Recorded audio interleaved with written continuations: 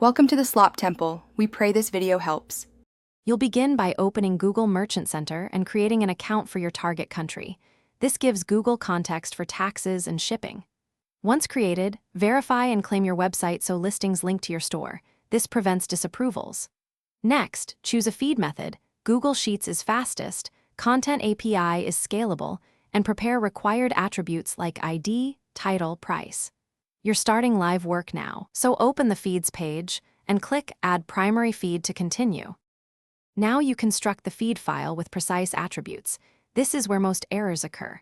You must map ID, title, description, link, price with currency, availability, and GTIN or MPN. Google rejects malformed fields. Once the file is ready, upload it. Paste or schedule a Google Sheet, fetch via URL, or push through Content API.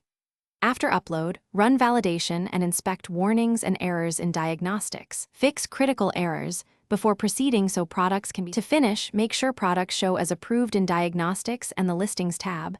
Approved status means they can appear in shopping. Also configure shipping, tax, and promotional settings to align with feed values. Mismatches cause disapprovals.